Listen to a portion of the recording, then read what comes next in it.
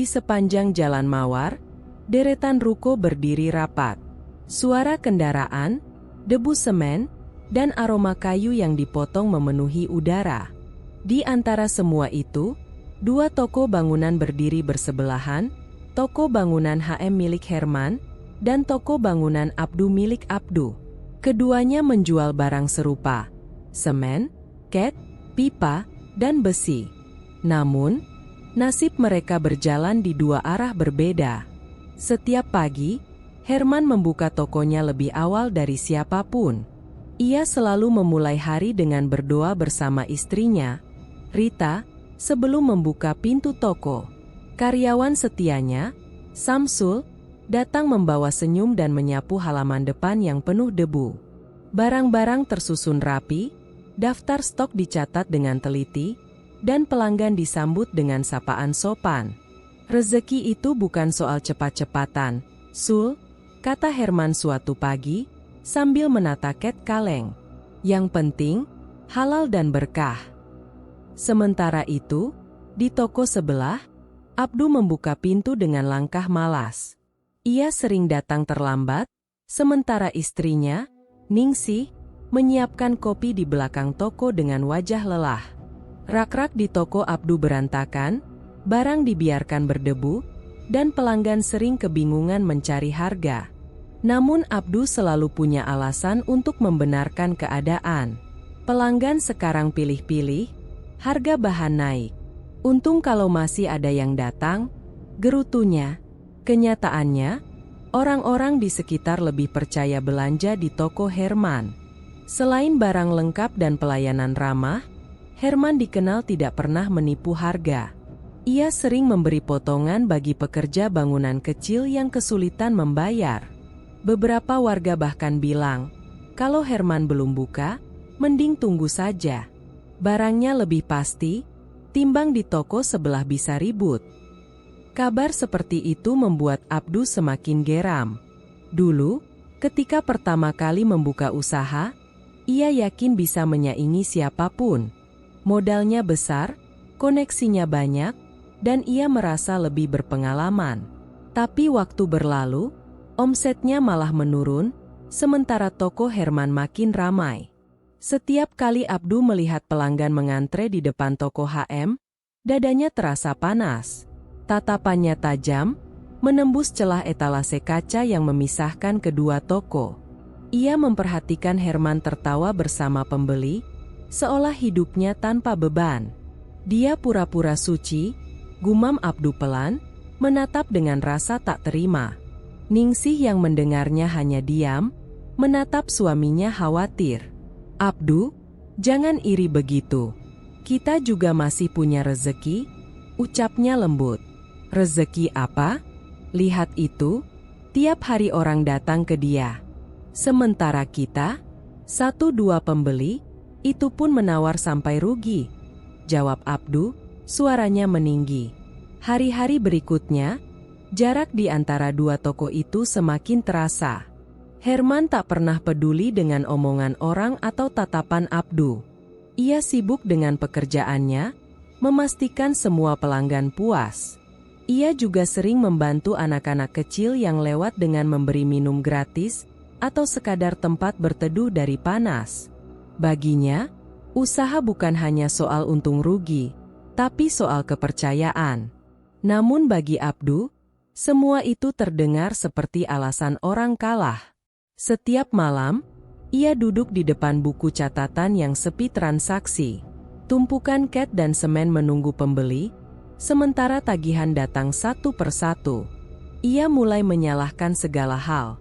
Nasib, pelanggan, bahkan Herman. Dia pasti pakai sesuatu. Tak mungkin sesukses itu cuma karena doa, kata Abdu suatu malam, menatap kosong ke langit-langit toko. Pikirannya dipenuhi kecemburuan yang tumbuh seperti api kecil. Awalnya hangat, lama-lama membakar. Ningsih mencoba menenangkan, tapi Abdu tidak mau mendengar. Sementara itu, Herman tidak tahu bahwa hidupnya mulai diperhatikan dengan niat buruk. Setiap sore, setelah toko sepi, Abdu diam-diam berdiri di depan tokonya sambil memperhatikan toko HM yang perlahan menutup pintu. Ada semacam bisikan di pikirannya, keinginan untuk menyaingi, bahkan menundukkan. Dalam diam, ia berjanji, "Aku akan buat orang-orang melupakan toko itu." Malam turun, menutupi jalan mawar dengan cahaya lampu yang remang. Dari kejauhan, kedua toko tampak sama, hanya dua bangunan tua dengan papan nama berdebu. Namun di baliknya, ada dua jalan yang berbeda. Satu dijalani dengan keikhlasan, satu lagi mulai digerakkan oleh iri yang tumbuh tanpa kendali. Dan sejak malam itu, perbedaan keduanya bukan lagi soal rezeki, tapi soal hati yang diuji. Pagi itu, matahari baru naik, tapi suasana di Jalan Mawar sudah ramai. Di depan toko bangunan HM, beberapa truk kecil berhenti bergantian menurunkan semen dan besi. Pelanggan datang silih berganti, ada tukang bangunan, mandor, hingga pemilik rumah yang sedang merenovasi. Suara tawa dan obrolan bercampur dengan bunyi besi yang dibanting. Di seberang, Abdu berdiri di depan tokonya yang sepi. Ia menatap dengan rahang mengeras. Seorang pembeli yang tadi sempat mampir hanya bertanya harga lalu pergi tanpa membeli. Abdu mencoba tersenyum, tapi dalam hatinya mendidih. Setiap hari begitu terus, gumamnya. Toko itu seperti magnet. Semua orang datang ke dia. Ningsih, istrinya, menghampiri sambil membawa secangkir kopi. "Sudahlah, Bang. Mungkin rezeki mereka lagi bagus. Kita sabar saja." Namun kata sabar justru memantik amarah Abdu. "Sampai kapan sabar? Kalau terus begini, habis kita. Lihat saja, pelangganku sekarang bisa dihitung jari." Ia memukul meja kasir pelan. Uang hasil penjualan harian hanya beberapa lembar. Sore itu, ketika Herman menutup toko dan mengucap salam pada orang-orang di jalan, Abdu hanya bisa memalingkan wajah. Dalam pikirannya muncul satu hal, keadilan seolah tak berpihak padanya. Beberapa hari berikutnya, rasa iri itu semakin tumbuh. Abdu mulai menghindari tatapan orang. Ia lebih sering duduk termenung di kursi belakang toko, membolak-balik buku catatan yang kosong. Setiap kali mendengar suara tawa dari arah toko HM, dadanya terasa sesak. Suatu malam, saat toko sudah tutup dan Ningsih tertidur, Abdu duduk di teras. Angin malam bertiup pelan membawa aroma hujan. Di seberang jalan, lampu toko HM redup tapi masih menyala. Abdu menatapnya lama, lalu bergumam lirih. Kalau saja ada cara agar orang melupakan toko itu. Saat itulah ponselnya berdering. Nama di layar. Rahmat, teman lamanya yang dulu sama-sama membuka usaha. "Duh, masih ingat aku? Dengar-dengar usahamu lagi susah, ya?" Suara Rahmat di seberang terdengar santai. Abdu menjawab lesu. "Iya, pelanggan makin sepi. Padahal aku sudah coba segalanya." Rahmat tertawa kecil. "Segalanya? Jangan-jangan belum coba cara yang benar-benar manjur." "Cara apa maksudmu?" "Gini, aku cuma kasih tahu, di daerah pinggir sungai ada orang tua namanya Pak Tono. Banyak pengusaha yang usahanya naik gara-gara dia. Coba kau datang. Tapi jangan bilang-bilang ke siapa-siapa." Abdu terdiam. Ia tahu nama itu, Pak Tono, dukun yang sering disebut-sebut orang pasar. Dulu, ia menganggap hal semacam itu omong kosong. Tapi malam itu, kata-kata Rahmat seperti membuka celah di pikirannya yang sudah penuh tekanan. Setelah menutup telepon, ia memandangi uang di laci kasir yang tak seberapa. Hatinya berperang antara logika dan keputusasaan. Kalau Herman bisa sukses, kenapa aku tidak? Aku juga kerja keras. Tapi orang seperti dia terus dipuja. Sementara aku dilupakan, bisiknya lirih. Keesokan harinya, toko Abdu tetap sepi. Bahkan, Dua pelanggan tetapnya beralih ke toko HM karena stok barang lebih lengkap. Itu menjadi pukulan terakhir bagi egonya. Saat sore menjelang, Abdu menutup tokonya lebih awal. Ia tidak pulang ke rumah, melainkan memacu motornya ke arah barat, menuju perkampungan yang disebut Rahmat.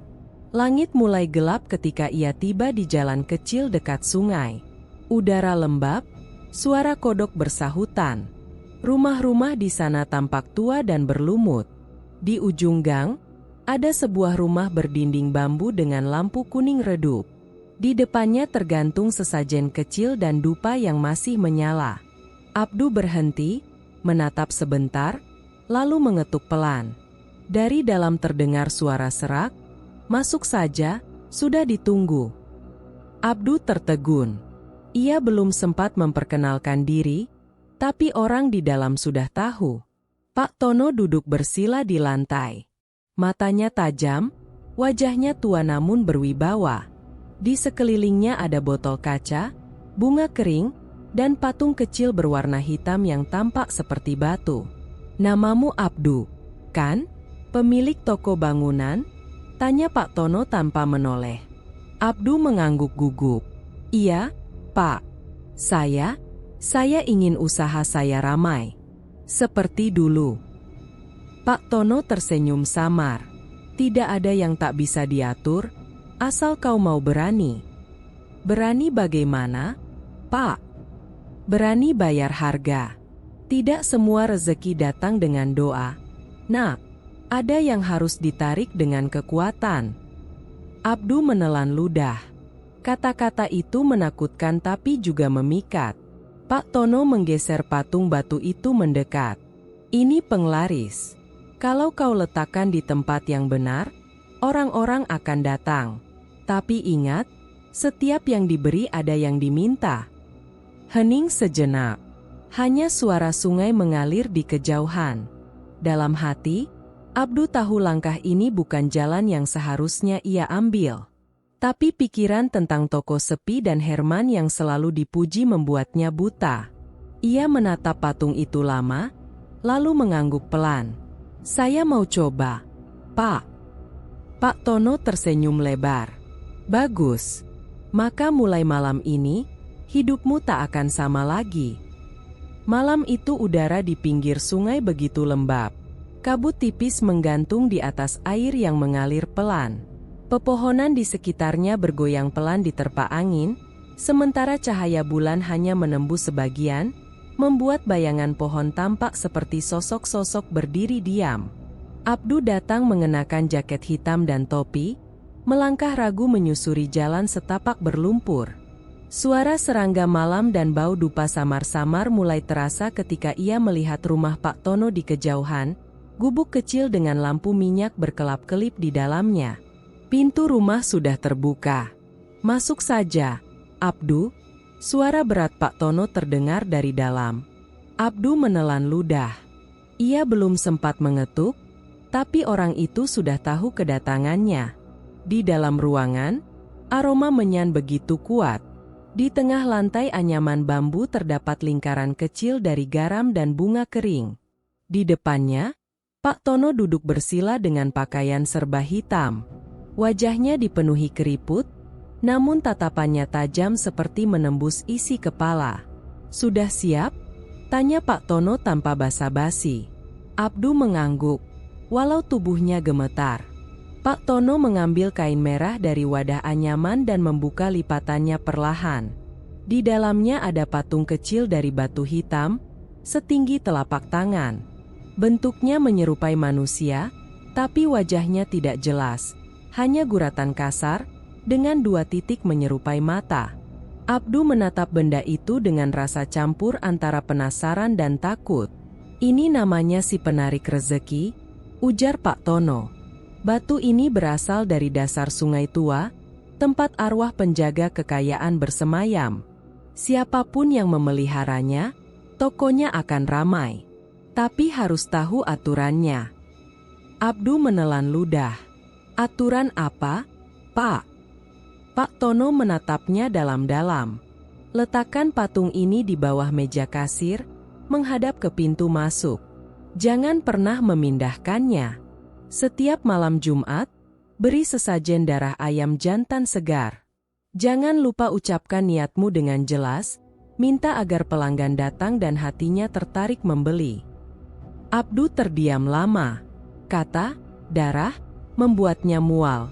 Tapi pikirannya sudah terlalu dalam. Kalau saya lupa? Tanyanya pelan. Pak Tono tersenyum samar. Jangan sampai lupa. Ia akan menagih. Kadang lewat mimpi, kadang lewat cara yang tidak kau duga. Hening menelan ruangan. Dari luar terdengar suara air sungai yang seperti bergumam. Abdu akhirnya mengangguk. Baik, saya akan lakukan. Pak Tono kemudian mengambil belati kecil dan seekor ayam dari keranjang bambu. Ia menyembelih dengan cepat di atas wadah tanah liat, lalu meneteskan darahnya ke atas patung batu itu. Aroma amis langsung menyebar. Batu hitam itu tampak berkilau sesaat, seolah menyerap warna merah tersebut. Sekarang sudah terikat, kata Pak Tono datar. Mulai besok, kau akan lihat perubahan. Tapi ingat, jangan pernah ceritakan ini pada siapapun, bahkan pada istrimu. Abdu menunduk, mengangguk tanpa kata. Ia mengambil patung itu dengan hati-hati. Saat disentuh, permukaannya terasa dingin, lebih dingin dari logam. Ia memasukkannya ke dalam tas kain dan beranjak pergi. Sebelum keluar, Pak Tono sempat berkata, rezeki itu seperti air sungai. Ada yang jernih, ada yang keruh. Kau sudah memilih alirannya sendiri. Jangan menyesal kalau arusnya membawa sesuatu yang tak bisa kau hentikan. Kalimat itu terus terngiang di kepala Abdu sepanjang perjalanan pulang. Di rumah, Ningsih sudah tidur. Abdu menyalakan lampu toko pelan-pelan dan berjalan ke meja kasir. Ia menatap sekeliling, rak-rak berdebu, tumpukan semen yang mulai lembab, cat yang belum terjual. Mulai besok semua akan berubah, bisiknya. Ia membuka tasnya dan mengeluarkan patung batu itu. Seketika udara di dalam ruangan terasa berat. Lampu toko bergetar sebentar, seolah redup karena hembusan angin padahal semua jendela tertutup. Abdu berjongkok, menaruh patung itu di bawah meja kasir menghadap pintu, persis seperti yang dikatakan Pak Tono. Saat ia berdiri, ada suara kecil terdengar dari bawah meja, seperti bisikan samar. Abdu mematung, tapi setelah menunggu beberapa detik, tak ada apa-apa lagi. Ia menarik napas panjang dan mencoba menenangkan diri. Mungkin cuma angin, katanya dalam hati. Malam itu ia tidur dengan perasaan campur aduk, takut, tapi juga harap. Dalam mimpinya, ia melihat bayangan banyak orang datang ke tokonya, membeli barang, tertawa, dan memujinya. Di antara kerumunan itu, ada sosok hitam berdiri di sudut, tanpa wajah, hanya 2 titik merah menyala menggantikan mata. Sosok itu tersenyum samar. Ketika Abdu terbangun menjelang subuh, tubuhnya dingin oleh keringat. Ia tak tahu apakah itu sekadar mimpi atau pertanda. Tapi di pojok meja, patung batu itu tampak sedikit bergeser. Padahal ia yakin tidak menyentuhnya lagi. Ia hanya menatap benda itu lama, lalu berkata pelan, "Semoga kau benar-benar membawa rezeki." Di luar, fajar mulai menyingsing, tapi di dalam toko Abdu, sesuatu yang gelap sudah mulai tumbuh. Tak terlihat, tapi hidup. Pagi itu, Abdu membuka toko seperti biasa, tapi ada sesuatu yang berbeda. Udara di dalam toko terasa hangat, tidak lagi lembab seperti sebelumnya. Ia menatap rak-rak yang kemarin sepi pembeli, kini tampak bersih meski ia tidak merasa membersihkannya semalam. Saat jam baru menunjukkan pukul 8, suara pertama terdengar dari luar. "Pak, punya semen 3 sak." Abdu menoleh cepat. Seorang pria berkaus lusuh berdiri di depan pintu. Tak lama kemudian, 2 pelanggan lain ikut datang, lalu 3, dan 4. Abdu sempat bingung. Belum pernah ia menerima pelanggan sebanyak ini dalam waktu singkat. Iya, ada. Silakan, Mas, jawabnya dengan senyum lebar. Tangan dan kakinya sibuk melayani pesanan, dan untuk pertama kalinya setelah sekian lama, ia merasa tokonya hidup kembali. Menjelang siang, suasana makin ramai. Suara obrolan pembeli bercampur dengan tawa. Beberapa pelanggan bahkan berkomentar aneh. Entah kenapa, toko ini rasanya enak aja, Pak. Kayak adem. Dan harganya kok kayak lebih murah ya? Padahal mirip-mirip. Abdu menanggapi dengan tawa kecil.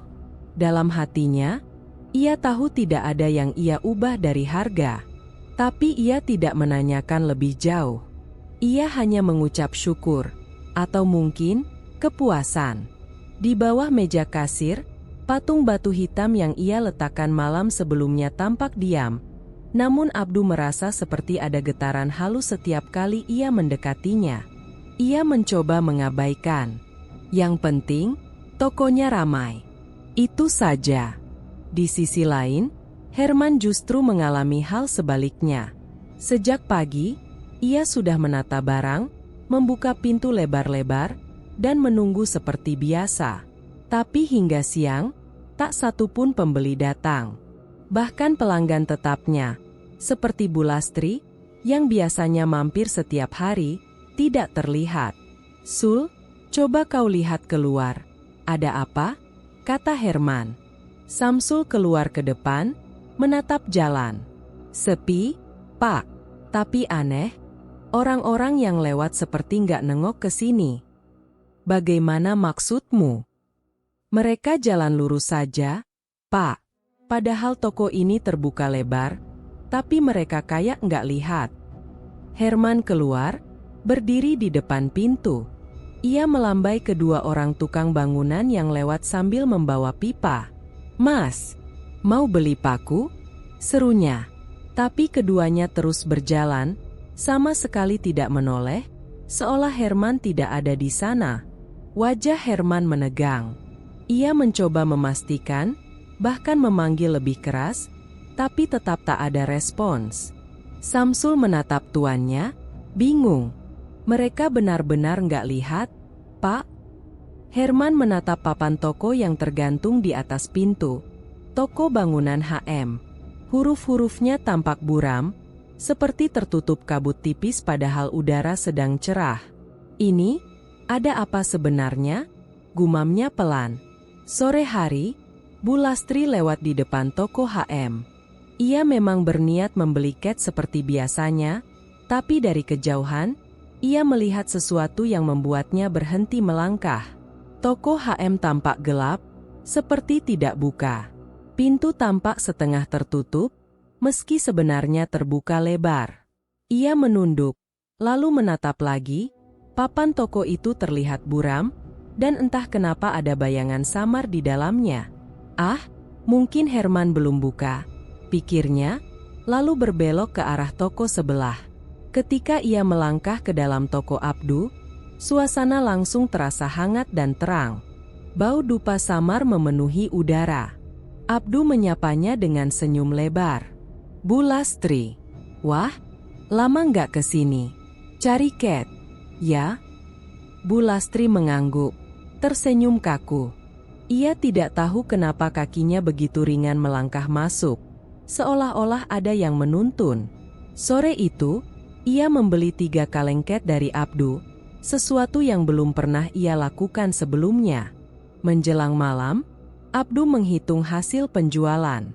Uangnya menumpuk, lebih banyak dari sebulan terakhir. Ia menatap meja kasir dengan mata berbinar. Di bawahnya, patung hitam itu tampak mengilap terkena pantulan lampu.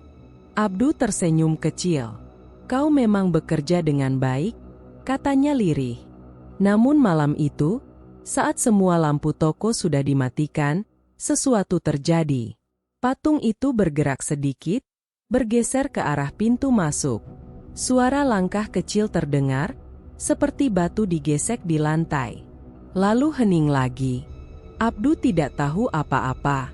Ia tertidur lelap di rumah dengan perasaan puas, memimpikan toko yang terus ramai, pelanggan yang datang tanpa henti. Tapi jauh di dalam toko, udara berubah pekat. Patung batu hitam itu memantulkan cahaya redup, seolah sedang tersenyum. Keesokan paginya, Herman masih berdiri di depan tokonya yang sepi. Ia menatap jalan, menatap toko sebelah yang penuh pembeli. Rita keluar membawa teh hangat. "Sabar, Mas. Mungkin cuma sepi sementara." Herman mengangguk, tapi hatinya tidak tenang. Saat ia menatap kaca etalase tokonya sendiri, bayangan dirinya terlihat kabur, dan di balik pantulan itu, ia seakan melihat sosok lain, samar, berwarna hitam, berdiri di sudut ruangan. Dia mengamati. Herman mengedipkan mata, dan sosok itu lenyap. Tapi perasaan aneh itu tidak ikut pergi. Hari itu, tanda-tanda pertama sudah muncul.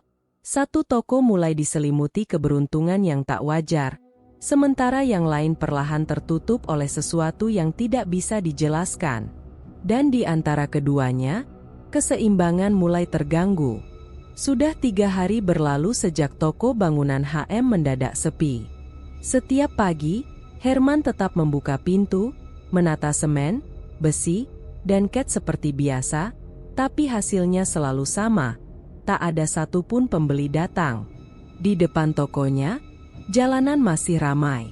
Orang-orang lewat, motor lalu lalang, tapi tak satupun yang menoleh. Kadang, Herman berdiri di depan pintu sambil melambaikan tangan, namun pandangan orang-orang selalu menembus dirinya, seolah ia hanyalah bayangan. Pagi itu, Samsul datang terburu-buru sambil membawa kabar aneh. "Pak, saya barusan ketemu Bu Lastri di warung. Katanya toko kita masih tutup," ujarnya dengan wajah bingung. Herman mengernyit. "Tutup?" Dia bilang begitu. "Iya, katanya pas lewat sini tadi, dia lihat papan bertuliskan, 'Tutup,' tergantung di pintu." Herman langsung menatap ke arah pintu. Tidak ada papan apapun di sana, hanya kayu polos dan rantai pintu yang tergantung di sisi. Ia melangkah mendekat, memastikan. "Sul, kau lihat papan itu?" Samsul menggeleng cepat. "Nggak ada, Pak."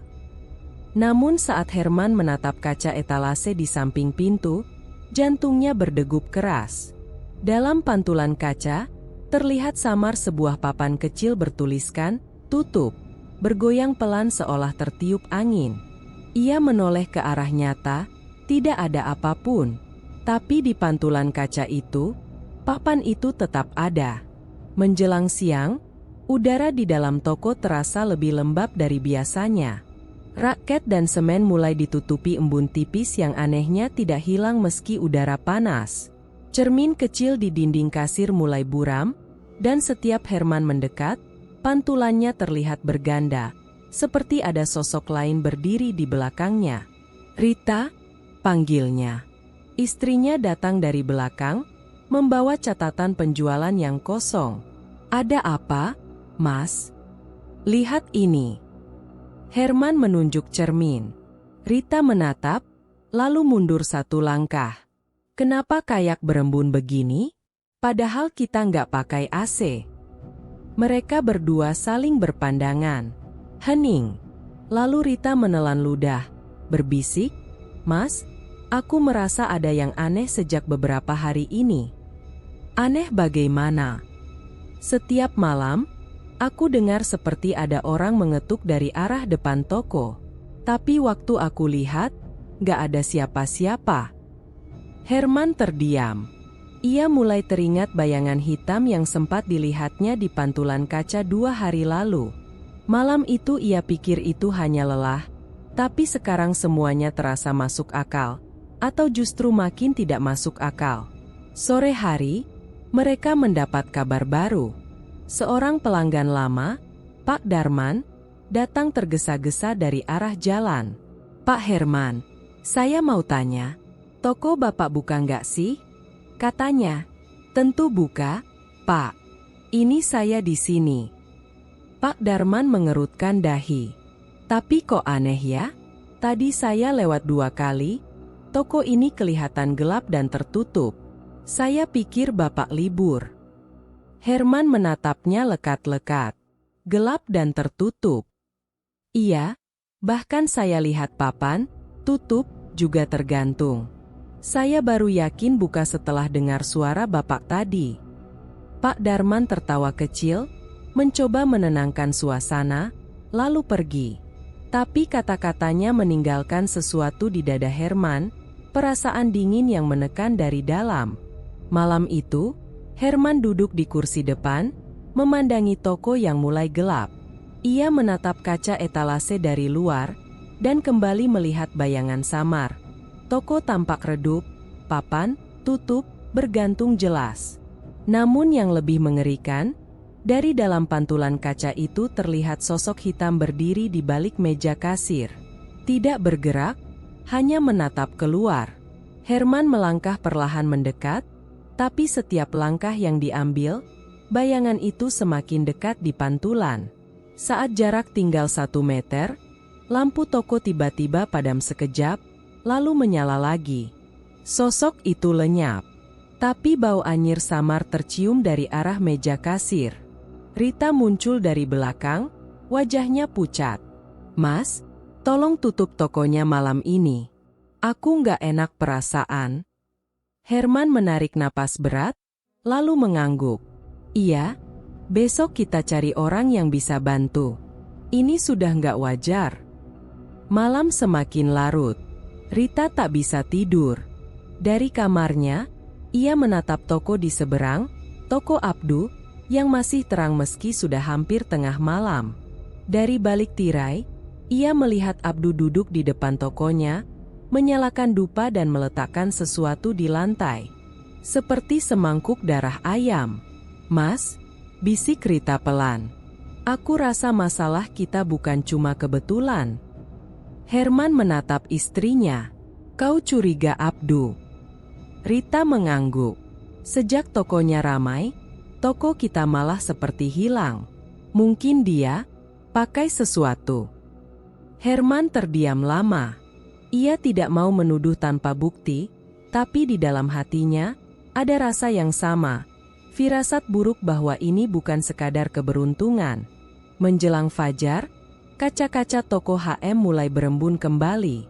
Tapi kali ini, dari balik embun itu, muncul goresan samar berbentuk tangan. 5 jari panjang, seolah seseorang, atau sesuatu, mencoba keluar dari balik kaca. Herman yang baru membuka pintu kaget melihatnya, dan saat ia menghapus embun itu, muncul tulisan samar di kaca. "Toko ini tidak terlihat." Tangannya bergetar. Ia mundur perlahan, memanggil istrinya dengan suara parau. "Rita, kayaknya kita benar-benar butuh bantuan." Dan sejak hari itu, Herman sadar, yang mereka hadapi bukan hanya kesialan usaha, melainkan sesuatu yang berusaha menghapus keberadaan mereka dari dunia nyata. Pagi itu, Samsul datang lebih awal dari biasanya. Ia berdiri di depan toko Abdu, pura-pura membeli rokok di warung kecil seberang jalan. Dari sana, ia bisa melihat seluruh isi toko dengan jelas, dari rak semen hingga meja kasir tempat Abdu sering duduk menghitung uang. Selama beberapa hari, Samsul memang merasa curiga. Ia memperhatikan bahwa setiap kali toko HM tampak tertutup, toko Abdu justru ramai luar biasa. Pembeli datang silih berganti, bahkan dari desa lain. Tapi ada hal lain yang membuatnya tidak tenang. Bau amis yang kadang tercium dari arah toko itu, terutama saat malam menjelang. Seperti bau darah basi, gumamnya pelan sambil menatap lekat ke arah meja kasir Abdu. Abdu tampak sibuk melayani pelanggan. Tapi sesekali, ia melirik ke bawah meja, seperti memastikan sesuatu. Setelah toko mulai sepi menjelang siang, Abdu mengunci pintu dari dalam. Samsul menunduk, pura-pura sibuk dengan ponselnya. Dari sela pintu kaca, ia melihat Abdu mengeluarkan mangkuk kecil berisi cairan merah dan meletakkannya di bawah meja kasir. Setelah itu, ia mengambil patung kecil hitam dari dalam laci dan menepuknya pelan, seolah sedang memberi makan. Wajah Abdu tampak serius. Bibirnya bergerak cepat, seperti membaca sesuatu yang tidak terdengar. Aroma amis dari arah toko semakin menyengat, membuat Samsul menutup hidungnya. Ia mundur perlahan, lalu bergegas kembali ke toko HM. "Pak Herman," serunya begitu masuk. Herman yang sedang duduk di kursi depan menoleh. "Kenapa kau tergesa begitu, Sul?" Samsul menatap sekeliling, memastikan tidak ada orang lain. "Saya lihat sendiri, Pak." Abdu naruh sesuatu di bawah meja kasirnya. Patung hitam. Dan ada mangkuk berisi darah. Rita yang sedang menyapu berhenti. "Darah?" Samsul mengangguk cepat. "Saya yakin itu bukan hal biasa, Bu. Bau amisnya kuat sekali." Herman terdiam lama. Ia tahu Samsul bukan tipe orang yang suka membesar-besarkan cerita. Tapi ia juga tahu, menuduh orang lain tanpa bukti nyata bisa berbalik buruk. "Kita nggak bisa sembarangan, Sul," katanya akhirnya. "Kalau kita salah, bisa runyam urusannya." "Tapi, Pak, aku tahu. Tapi kita tunggu dulu. Aku ingin pastikan sendiri." Samsul menunduk, kecewa tapi mengerti. Namun sejak hari itu, rasa waspada di hati mereka tumbuh. Malamnya, suasana di toko HM terasa semakin berat. Udara di dalam ruangan seolah lebih pekat, dan lampu sering meredup tanpa alasan. Herman menutup toko lebih cepat dari biasanya, berharap bisa beristirahat lebih awal. Di rumah, Rita sulit tidur. Ia gelisah, terus terbangun setiap beberapa menit. Sekitar tengah malam, ia akhirnya tertidur, dan di sanalah mimpi aneh itu datang. Dalam mimpinya, ia berdiri di depan toko HM. Jalanan sepi, hanya kabut tebal yang menggantung di udara. Ia melangkah mendekat, tapi semakin dekat, toko itu terlihat semakin asing. Papan nama toko tampak hitam legam, huruf-hurufnya meleleh seperti lilin. Dari dalam kaca etalase, kabut hitam berputar-putar, seolah hidup. "Mas?" panggil Rita dalam mimpi, suaranya gemetar. Tak ada jawaban. Yang terdengar hanya suara napas berat dari dalam kabut itu, pelan, tapi terasa di telinga. Lalu, dari balik kaca, muncul bayangan patung kecil berwarna hitam. Ia perlahan menatap Rita dengan mata merah menyala. Rita berusaha mundur, tapi kakinya seperti menempel di tanah. Dari dalam kabut, suara berbisik muncul. "Toko ini milikku sekarang." Rita menjerit. Tubuhnya terasa ditarik masuk ke dalam kabut. Ia terjatuh, lalu terbangun dengan napas tersengal. Herman yang tidur di sampingnya segera bangun. "Rita, kenapa?" Rita menatap suaminya dengan wajah pucat. "Mas, aku mimpi buruk. Toko kita diselimuti kabut hitam. Dan ada patung kecil di dalamnya." Herman terdiam. Ia langsung teringat cerita Samsul pagi tadi. "Mungkin mimpi itu bukan kebetulan," katanya pelan. "Mungkin Tuhan sedang menunjukkan sesuatu." Keesokan paginya, Herman berencana diam-diam mengecek toko Abdu saat malam tiba.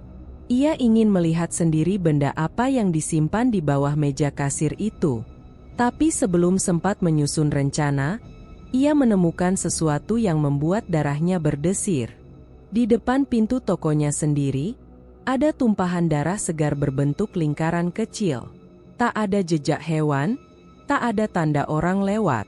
Hanya darah, dan di tengahnya, sehelai bulu hitam yang tampak basah. Rita menutup mulutnya, ngeri. Samsul berbisik, "Pak, ini udah nggak bisa dibiarkan." Herman menatap ke arah toko Abdu di seberang jalan. Dari balik jendela toko itu, ia melihat Abdu berdiri diam, menatap ke arahnya sambil tersenyum samar. Dalam hatinya, Herman tahu, Ini bukan lagi soal persaingan dagang. Ini sudah berubah menjadi perang yang tak terlihat, dan satu-satunya cara untuk melawannya adalah membongkar rahasia di bawah kasir sebelum semuanya terlambat. Pagi itu, Bu Lastri berangkat lebih awal dari biasanya. Ia membawa daftar kebutuhan renovasi dapur rumahnya, semen, cat, dan paku, dan seperti kebiasaan lamanya, tujuan pertama yang terlintas di kepalanya adalah toko bangunan HM milik Herman. Selama bertahun-tahun, ia selalu membeli bahan bangunan di sana. Herman dikenal jujur, dan barangnya berkualitas. Namun beberapa minggu terakhir, ia tak lagi berkunjung. Katanya, toko itu jarang buka. Tapi pagi ini, ia memutuskan untuk memastikan sendiri. "Ah, siapa tahu sudah buka lagi," gumamnya sambil menuntun sepeda di sepanjang jalan raya kecil itu. Begitu sampai di depan toko HM, langkahnya melambat. Ia memicingkan mata. Dari kejauhan, bangunan toko itu tampak buram, seperti dilapisi kabut tipis, padahal matahari sudah tinggi. "Loh, kok begini?" bisiknya pelan. Pintu toko terbuka setengah, tapi dari luar tampak gelap. Tidak ada suara, tidak ada tanda kehidupan. Padahal biasanya, suara Herman atau pekerjanya, Samsul, sudah terdengar dari dalam. Bu Lastri mengetuk pintu kayu itu pelan. "Pak Herman?" panggilnya. Tidak ada jawaban. Ia menunduk, berusaha mengintip ke dalam. Sekilas, ia melihat rak-rak kosong dan bayangan bergerak pelan di sudut ruangan. Ia mengerutkan dahi. Mungkin Herman di belakang, pikirnya, lalu mendorong pintu lebih lebar. Begitu ia melangkah masuk, udara di dalam toko berubah drastis. Suhu terasa turun, napasnya seperti tertahan. Bau aneh menyeruak, campuran antara debu lembab dan logam berkarat. Langkahnya semakin lambat. Ia berusaha melihat ke arah meja kasir, tapi penglihatannya berbayang. Dinding toko tampak berembun, dan cermin kecil di pojok ruangan bergetar pelan tanpa sebab. "Pak Herman?" panggilnya lagi, kali ini lebih pelan. Suara sendiri terasa bergema di antara rak-rak kosong. Tiba-tiba, dari arah pojok ruangan, ia melihat sesuatu. Bayangan hitam, tinggi, kurus, berdiri diam seolah menatap balik. Mata Bu Lastri membesar. Ia mundur satu langkah, tapi kakinya menabrak kaleng cat. Kaleng itu terguling dan menimbulkan suara nyaring. Namun anehnya, gema suara itu tidak hilang, malah seperti terpantul-pantul di udara. Bayangan itu bergeser sedikit, perlahan, seperti mendekat. Bu Lastri menutup mulutnya dengan tangan gemetar.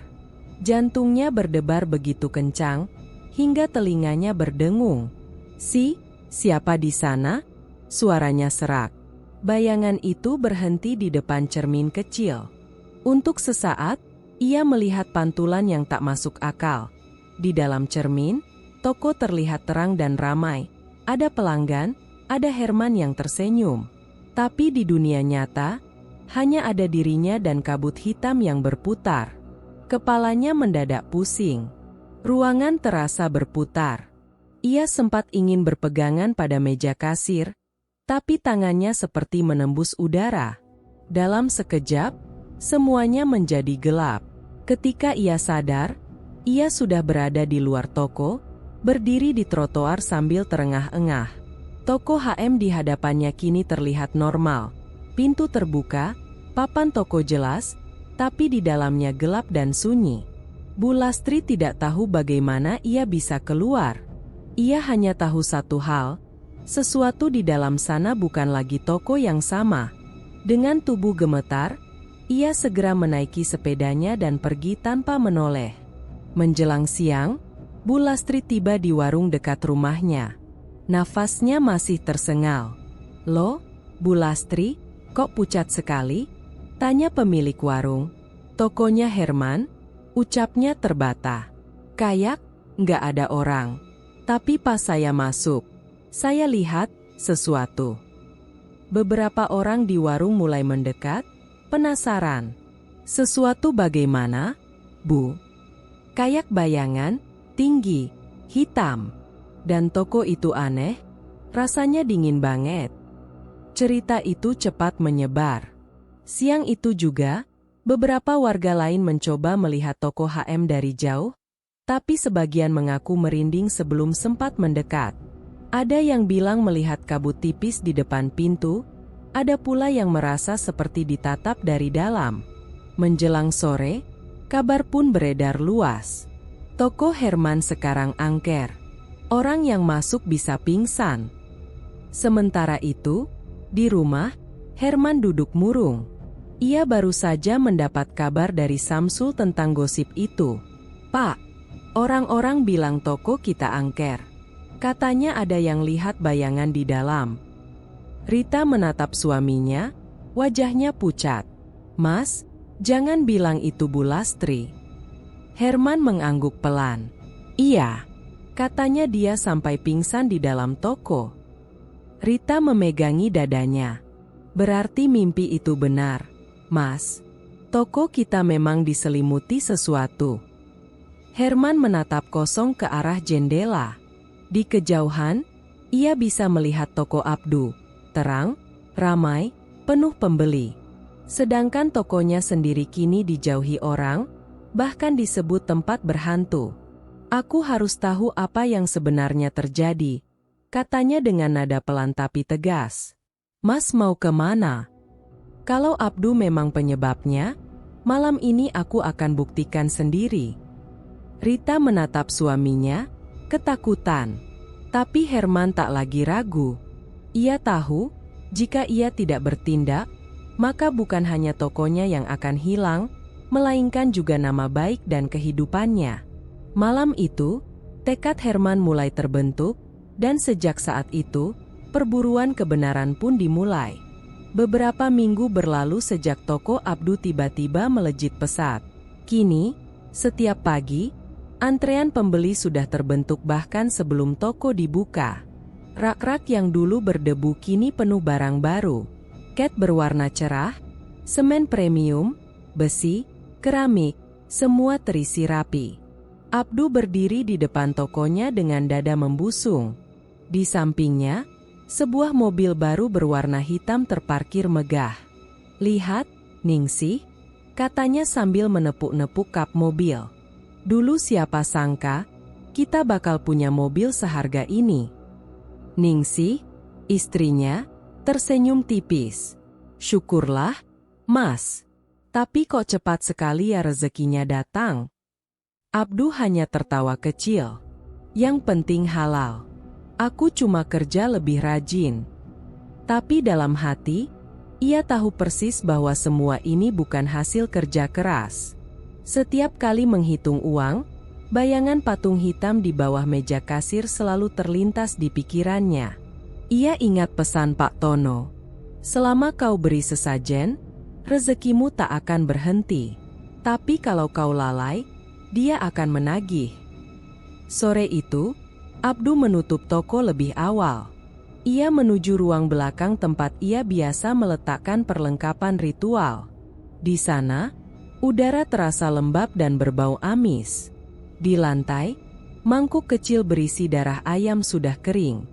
Ia menggantinya dengan yang baru sambil berbisik, "Ini sesajenmu, jangan ganggu aku." Begitu ia menaruh mangkuk itu di lantai, udara di ruangan bergetar halus. Patung kecil di meja bergeser sendiri, dan suara lirih seperti desahan terdengar dari bawah lantai. Abdu menelan ludah, menatap ke bawah. Suara itu berubah menjadi tangisan pelan, seperti anak kecil yang sedang menahan sakit. Ia mundur satu langkah, wajahnya pucat. "Pak Tono bilang ini cuma ujian," katanya menenangkan diri. Tapi semakin ia bicara, suara tangisan itu semakin jelas, panjang, serak, dan menyayat. Akhirnya ia keluar, menutup pintu dengan cepat. Malam itu, Ningsih tidak bisa tidur. Ia mendengar suara langkah kaki di ruang belakang, diikuti bau darah yang menyengat. "Mas, Panggilnya dari kamar. Tidak ada jawaban. Ketika ia menatap ke arah ruang belakang, samar terlihat cahaya merah keluar dari bawah pintu. Ia menggigil. Baru beberapa hari ini, rumah mereka terasa tidak nyaman. Dinding sering bergetar, lampu berkedip, dan setiap malam Jumat, selalu terdengar tangisan halus dari arah toko. Keesokan paginya, Ningsih memberanikan diri menegur suaminya. "Mas, apa sebenarnya yang Mas lakukan di toko itu?" Abdu menoleh tajam. "Apa maksudmu?" "Setiap malam ada suara tangisan, dan aku lihat ada cahaya aneh dari ruang belakang. Aku takut, Mas. Jangan-jangan Mas menyimpan sesuatu."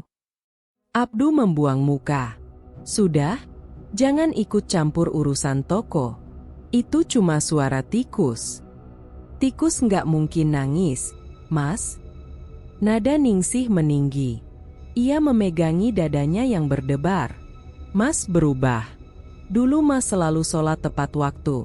Sekarang bahkan adzan pun nggak kedengaran dari mulut Mas." Abdu mendengus kesal. "Aku sibuk cari rezeki buat keluarga, bukan buat dengar ceramahmu." Ningsih terdiam. Matanya berkaca-kaca. Ia tidak lagi mengenali suaminya sendiri. Beberapa hari kemudian, Abdu kembali menemui Pak Tono di rumah gubuknya yang berada di tepi sawah. Begitu tiba, Pak Tono menatapnya dengan pandangan tajam. "Kau kelihatan pucat. Sudah beri sesajenmu?" Abdu mengangguk cepat. "Sudah. Tapi, kenapa aku dengar tangisan tiap malam?" Pak Tono tertawa kecil, suaranya serak. "Itu tandanya dia lapar. Kau harus tambah persembahanmu." "Tambah? Maksudnya?" "Darahnya lebih banyak. Kalau tidak, dia akan mengambil yang lain." Abdu menelan ludah. "Mengambil yang lain? Maksudnya apa, Pak?" Pak Tono hanya tersenyum samar. "Kau akan tahu nanti."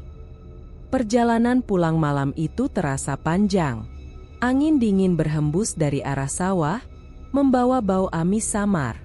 Abdu menatap kaca spion mobilnya. Sekilas, ia melihat bayangan hitam duduk di jok belakang. Ia menoleh cepat, tapi kursi itu kosong. Namun di kaca spion, bayangan itu masih ada, tersenyum. Keesokan harinya, Ningsih mendapati bekas darah kering di lantai ruang belakang toko. Ia memanggil suaminya, tapi Abdu hanya menjawab dengan nada datar, "Itu tumpahan cat." Namun Ningsih tahu, itu bukan cat. Warnanya terlalu gelap, dan baunya membuat perutnya mual. Malamnya, saat Abdu tertidur, Ningsih mengendap ke toko. Ia ingin tahu apa yang sebenarnya disembunyikan suaminya. Tapi ketika ia membuka pintu ruang belakang, hawa dingin menyergap wajahnya. Di tengah ruangan, patung kecil hitam berdiri di atas kain merah, menghadap pintu, meneteskan cairan merah dari mata. Ningsih menjerit pelan dan menutup pintu rapat-rapat. Sejak malam itu, ia yakin suaminya telah membuat perjanjian dengan sesuatu yang bukan manusia. Sementara itu, Abdu semakin larut dalam keserakahannya. Ia menambah gudang baru, membeli mobil kedua, dan mempekerjakan lebih banyak orang. Tapi di balik semua itu, matanya semakin sayu, dan kulitnya makin pucat. Setiap malam, suara tangisan dari ruang belakang terus terdengar. Kadang disusul suara ketukan pelan di dinding. Pak Tono sudah memperingatkan, jangan berhenti memberi sesajen. Tapi di lubuk hatinya, Abdu mulai takut. Ia sadar, setiap harta yang datang cepat, akan menagih balasan lebih cepat pula. Dan malam berikutnya, saat ia lupa memberi sesajen, sesuatu mulai bergerak dari bawah meja kasir. Sudah hampir 2 minggu toko HM Bangunan sepi. Herman dan Rita kini lebih sering duduk termenung di ruang tamu. Rak-rak toko berdebu, barang menumpuk tak terjual. Seolah dunia di sekitar mereka melupakan keberadaan toko itu. Namun, Sejak keanehan itu terjadi, bukan hanya rezeki yang terhenti, tapi juga ketenangan rumah tangga mereka.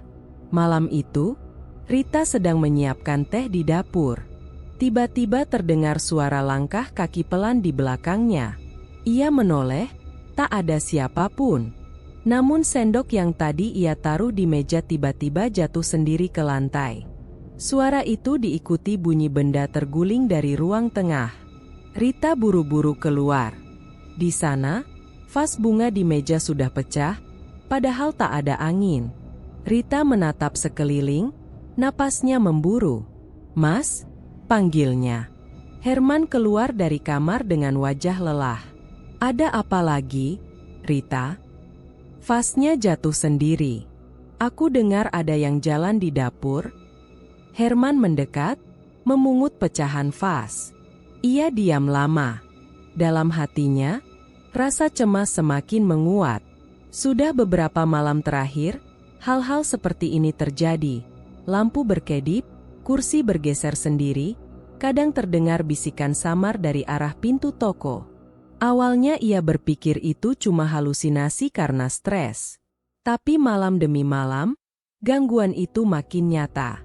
Keesokan harinya, Samsul datang membawa kabar.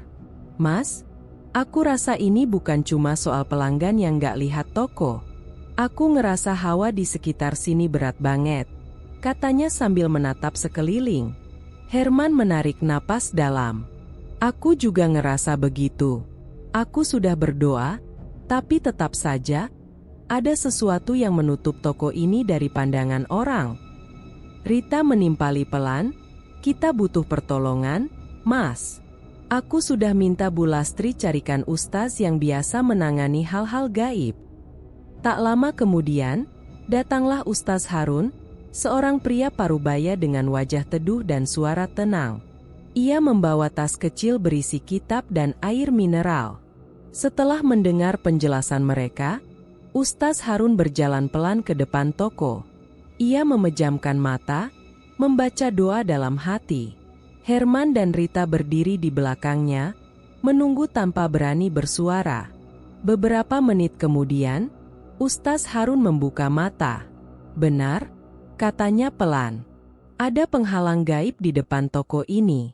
Semacam tirai halus yang menipu pandangan manusia. Orang yang lewat hanya akan melihat toko ini tertutup, walau sebenarnya terbuka." Rita menelan ludah. "Jadi, itu sihir, Ustaz?" "Ya," jawabnya lembut. "Ini bukan sihir sembarangan. Pengaruhnya kuat, dan sumbernya bukan dari tempat biasa. Tapi tidak ada sihir yang tak bisa dipatahkan, selama kita sabar dan istiqomah." Ustaz Harun kemudian masuk ke dalam toko. Ia menaburkan air doa ke 4 penjuru, sambil membaca ayat-ayat suci. Setiap kali air itu mengenai dinding, terdengar desis halus, seperti air menyentuh besi panas. Bau amis pun menyeruak dari lantai dekat pintu masuk. Herman menutup hidung. "Bau apa ini, Ustaz?" "Itu tanda bahwa makhluk yang menjaga penghalang ini mulai terusik," jawab Ustaz Harun tanpa menghentikan bacaannya. Tiba-tiba, kaca etalase toko bergetar hebat. Dari arah belakang, terdengar suara benda jatuh keras, diikuti hembusan angin dingin yang menusuk kulit. Rita menjerit kecil, tapi Ustaz Harun tetap berdiri tegak, tangannya terangkat. "La ilaha illallah, Allahu Akbar." Suara bacaan itu memenuhi ruangan, menggema hingga keluar. Beberapa detik kemudian, semua kembali tenang. Namun, Ustaz Harun tampak kelelahan. Ia duduk, mengusap keringat di dahi. Ini baru lapisan luar. Penghalang ini diperkuat oleh sesuatu yang ditanamkan di tempat sumbernya. Jika tidak dicabut dari akar, ia akan tumbuh lagi. Herman menatapnya dengan pandangan penuh tanya. "Maksudnya, ada benda sumber sihir itu?" "Benar. Dan benda itu biasanya disimpan oleh orang yang membuatnya." Samsul dan Herman saling berpandangan. Dalam hati mereka langsung teringat satu nama, Abdu. Malamnya, Herman dan Rita duduk di teras. Angin malam berembus pelan, membawa hawa dingin yang menusuk. "Mas, kalau ini ulah Abdu, kenapa dia tega?" tanya Rita dengan suara bergetar. Herman menggeleng pelan. "Aku nggak tahu, tapi aku nggak mau balas dengan cara kotor. Kita lawan dengan doa dan usaha baik." Rita menggenggam tangan suaminya erat. "Aku takut, Mas." Suara langkah itu kadang datang lagi. Seperti ada yang jalan di dapur setiap jam 2 malam. Herman menatap ke arah toko yang gelap. "Berarti mereka belum pergi. Tapi kita nggak akan menyerah." Ia lalu mengambil mushaf kecil dari meja dan membacakan surat Al-Baqarah pelan-pelan. Sementara itu, dari luar, seekor kucing hitam duduk di depan pintu toko, menatap ke arah mereka dengan mata merah menyala, sebelum perlahan menghilang di balik kabut tipis. Malam itu menjadi awal dari perlawanan panjang antara kebaikan dan kejahatan. Ustaz Harun berjanji akan datang kembali untuk melakukan ritual lanjutan. Namun ia memperingatkan Herman satu hal penting. Sihir yang dilawan dengan doa akan melemah. Tapi sihir yang diabaikan akan mencari mangsanya di tempat lain. Herman menatap toko HM yang tampak tenang di luar, tapi ia tahu, badai yang sebenarnya baru saja dimulai.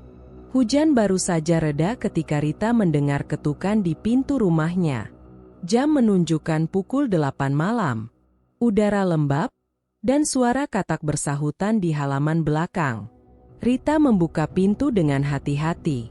Di depan berdiri seorang wanita berkerudung kusam, wajahnya pucat dan basah oleh air hujan. "Maaf, Bu, saya Ningsih, istri Pak Abdu," katanya lirih. Rita tertegun. Nama itu langsung membuat dadanya menegang. "Silakan masuk, Bu." Begitu masuk, Ningsih duduk di kursi ruang tamu. Tangannya gemetar, pandangannya terus menunduk. Tak lama kemudian, Herman keluar dari kamar dan ikut duduk. "Bu Ningsih, ada apa datang malam-malam begini?" tanyanya hati-hati. Ningsih menatap mereka berdua, matanya merah menahan tangis. "Saya nggak tahan lagi, Pak Herman. Saya tahu suami saya sudah berbuat salah besar. Saya datang untuk minta maaf." Rita menatap heran. "Maksudnya, salah apa, Bu?" Ningsih menelan ludah, lalu mulai bercerita dengan suara pelan namun bergetar. "Beberapa bulan ini, Abdu berubah. Awalnya dia cuma iri karena toko Bapak ramai. Tapi sejak dia kenal sama seseorang bernama Pak Tono, semuanya jadi aneh. Ia dikasih patung hitam, katanya buat penglaris. Tapi sejak itu, tiap malam rumah kami diganggu. Saya dengar tangisan dari ruang belakang, dan kadang patung itu bergerak sendiri." Rita spontan menutup mulut. Herman menatap serius. "Ibu yakin benda itu penyebabnya?" Ningsih mengangguk.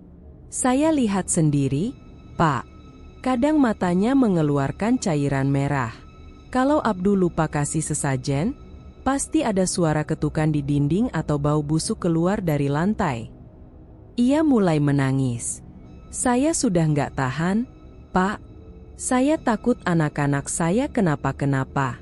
Saya tahu suami saya sudah menyihir toko Bapak supaya sepi. Saya dengar dia bilang begitu sendiri ke orang dukun itu." Rita terdiam lama. Ruangan mendadak sunyi, hanya suara hujan yang tersisa di luar. Herman menunduk, menggenggam tangannya erat. Ia sudah menduga sesuatu seperti ini, tapi mendengar pengakuan langsung membuat dadanya sesak. Setelah beberapa saat, Herman berkata pelan, "Bu Ningsih, terima kasih sudah berani datang. Apa Ibu tahu di mana patung itu sekarang?" Ningsih mengangguk lemah. "Masih di bawah meja kasir. Setiap malam Jumat, Abdu selalu kasih sesajen darah ayam di situ. Saya sudah coba buang, tapi tanganku seperti berat. Seolah ada yang menahan." Rita menatap Herman dengan cemas. Mas, berarti Ustaz Harun benar, penghalang gaib itu berasal dari toko Abdu. Herman mengangguk. Iya, dan mungkin benda itulah sumbernya. Tak lama kemudian, Ustaz Harun datang setelah dihubungi oleh Herman. Begitu mendengar cerita Ningsih, wajahnya tampak muram namun tenang. "Ibu, apa ibu siap membantu kami untuk mengakhiri ini?" tanya Ustaz Harun lembut. Ningsih mengangguk cepat. "Saya siap, Ustaz. Saya nggak mau keluarga saya terus dihantui hal-hal seperti itu." Ustaz Harun menatap Herman. "Kita tidak bisa sembarangan. Benda seperti itu dilindungi makhluk yang terikat perjanjian. Kalau kita mendekat tanpa izin, bisa berakibat fatal. Tapi karena Ibu Ningsih pemilik rumah dan saksi langsung, Ibu bisa jadi kunci pemutusnya." Rita menelan ludah. "Apa maksudnya, Ustaz?" "Besok malam Jumat, kita akan datang ke toko Abdu. Tapi bukan untuk menyerang, melainkan untuk memutus hubungan benda itu dengan pemiliknya. Kita akan membaca doa di sekitar toko, lalu menarik pengaruh sihir yang menutup toko Pak Herman." Ningsih tampak pucat. "Tapi Abdu pasti marah kalau tahu." "Ustaz, dia sudah nggak seperti dulu.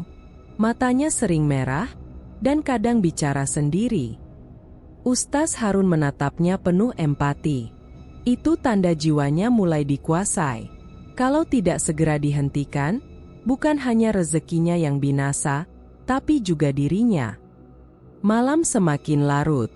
Setelah menenangkan Ningsih, Herman dan Rita menyiapkan tempat istirahat di ruang tamu. Sebelum tidur, Rita berbisik pelan, "Mas, kamu yakin ini jalan yang benar?" Herman menjawab mantap, "Kalau kita biarkan, sihir itu akan terus menyebar. Dan Abdu juga harus diselamatkan, bukan dimusuhi." Rita tersenyum lemah. Ia tahu suaminya bukan orang pendendam, meski hatinya sakit. Di luar, langit masih kelam. Petir sesekali menyambar di kejauhan. Dari arah toko Abdu, seekor burung gagak melintas, menukik cepat lalu menghilang di balik kabut, seolah membawa pertanda buruk untuk malam esok. Menjelang dini hari, Ningsih terbangun karena mendengar suara berbisik di dekat jendela. Suara itu pelan, namun jelas memanggil namanya. "Ningsih, pulanglah, Abdu mencarimu." Ia menatap keluar, dan melihat bayangan hitam setinggi manusia berdiri di tepi jalan, menatap ke arah rumah Herman. Matanya menyala merah, dan di tangannya tampak sesuatu berkilat seperti cakar logam. Ningsih menutup tirai cepat-cepat sambil beristighfar. Air matanya mengalir. "Astagfirullah, mereka sudah tahu aku kesini." Pagi harinya, Ustaz Harun mempersiapkan air doa dan beberapa lembar kertas bertuliskan ayat-ayat ruqyah. "Kita harus bergerak sebelum malam datang," ujarnya tegas. "Karena semakin lama, makhluk itu akan tahu rencana kita." Herman menatap istrinya dan Ningsih dengan tekad baru. Hari itu, mereka tak hanya akan melawan sihir yang menutup toko HM. Mereka juga akan berhadapan langsung dengan kegelapan yang telah menguasai hati Abdu. Malam Jumat itu turun dengan udara dingin dan angin yang menderu pelan. Langit tampak berat, awan kelabu menggantung di atas deretan toko sepanjang jalan itu. Lampu-lampu jalan berkelip lemah, seakan ikut gentar terhadap apa yang akan terjadi malam itu. Di depan toko HM bangunan, 3 orang berdiri tegak. Ustaz Harun, Herman, dan Samsul. Rita serta Ningsih menunggu di dalam rumah, menyiapkan air doa dan pakaian ganti. Ustaz Harun membuka surah Yasin dengan suara tegas. Bacaan itu terdengar berat tapi menenangkan, bergema hingga ke sudut-sudut jalan yang kosong. "Jangan hentikan bacaannya apapun yang terjadi," ucap Ustaz Harun sebelum mulai. Herman dan Samsul mengangguk dengan wajah tegang. Beberapa menit pertama terasa tenang. Namun begitu ayat ke-20 dibaca, angin tiba-tiba berhembus kencang. Pohon di depan toko bergoyang keras. Papan nama, HM Bangunan, bergetar dan mengeluarkan bunyi decit panjang. Samsul spontan menoleh, tapi Ustaz Harun mengangkat tangan, memberi isyarat agar tetap fokus. Ada yang mulai terusik, katanya pelan. Udara di sekitar mereka berubah dingin menusuk tulang. Bau amis menyengat datang dari arah pintu toko, disusul suara seperti benda berat diseret di lantai. Tiba-tiba, kaca depan toko bergetar hebat, seolah ada sesuatu yang berusaha menembus keluar. Herman menatapnya lekat-lekat. Di antara pantulan kaca yang berkabut, ia melihat bayangan hitam dengan mata merah menyala, berdiri di balik pintu. Makhluk itu menatap tajam ke arahnya, namun tak bisa melangkah keluar karena bacaan doa yang terus berkumandang. Sementara itu, di toko Abdu, beberapa ratus meter dari situ, Abdu yang sedang duduk menghitung uang di meja kasir tiba-tiba menggigil. Keringat dingin mengalir di pelipisnya. Ia memegang kepala, matanya memanas seperti terbakar. Aduh, panas, panas. Ia memukul meja, tapi rasa panas itu makin menjadi-jadi, menjalar ke seluruh tubuh. Patung hitam di bawah meja tiba-tiba bergetar sendiri, mengeluarkan asap tipis kehitaman yang berputar seperti pusaran kecil. Abdu berusaha berdiri, tapi lututnya lemas. Dalam pandangan kabur, ia melihat patung itu mengangkat wajahnya sendiri, menatap langsung ke arah Abdu dengan mata merah menyala. Perjanjianmu dilanggar. Suara itu terdengar seperti bisikan sekaligus raungan. Abdu menjerit sekuat tenaga sebelum tubuhnya terhempas ke lantai dan pingsan. Di tempat lain, Pak Tono yang sedang duduk di rumah bambunya tiba-tiba terbangun dari tidurnya. Rokok di tangannya jatuh ke lantai. Matanya melotot, napasnya berat. Ia merasakan dada seperti ditekan sesuatu. Siapa yang berani mengganggu? Teriaknya serak sambil menggenggam jimat di leher. Namun tak ada jawaban, hanya suara gemuruh dari luar, diikuti bayangan hitam yang muncul di depan jendela. Pak Tono berdiri, membaca mantra cepat-cepat. Tapi bayangan itu menembus dinding dan menjerat lehernya. Dalam sekejap, wajah Pak Tono berubah pucat membiru. Ia sempat berteriak, "Abdu, kau bodoh. Kau telah membuka jalan mereka." Dan dalam hitungan detik, tubuhnya terjatuh ke lantai, mati dengan mata terbuka lebar. Kembali ke depan toko HM, bacaan doa semakin keras. Ustaz Harun menaburkan air doa ke arah pintu. Setiap tetes air yang jatuh ke tanah menimbulkan bunyi desis dan kepulan asap putih. "Sekarang, baca ayat kursi," seru Ustaz Harun. Herman dan Samsul mengikutinya dengan suara gemetar tapi mantap. Saat bacaan terakhir diucapkan, papan toko bergetar hebat hingga hampir copot dari gantungan. Angin berputar deras, membuat daun-daun beterbangan. Lalu, tiba-tiba, semuanya diam. Angin berhenti. Bau amis lenyap. Hawa berat yang selama berminggu-minggu menyelimuti toko itu perlahan menghilang.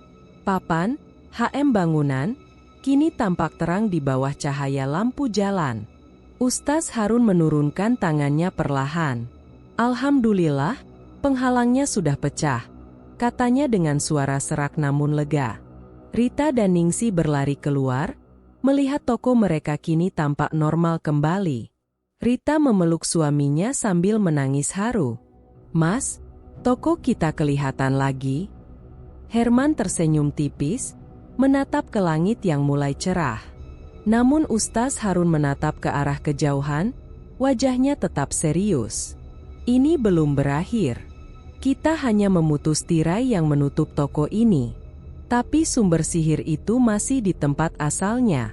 Dan malam ini, makhluk yang menguasainya kehilangan tuannya." Samsul menelan ludah. "Maksud Ustaz, Pak Tono?"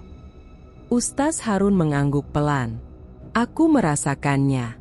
Satu nyawa telah diambil malam ini." Sementara itu, di toko Abdu yang gelap, Asap hitam masih mengepul dari lantai. Patung kecil di bawah kasir retak di bagian kepala, lalu pecah perlahan menjadi debu. Abdu terbaring tak sadarkan diri, dikelilingi uang dan darah ayam yang belum kering. Namun di ujung ruangan, bayangan hitam itu belum lenyap sepenuhnya. Ia menatap tubuh Abdu yang tergeletak dan berbisik pelan. "Kau belum bebas, perjanjian belum lunas." Malam itu menjadi malam penentuan, ketika doa melawan keserakahan. Dan satu kekuatan gelap kehilangan pijakannya. Tapi pertarungan sebenarnya baru akan dimulai.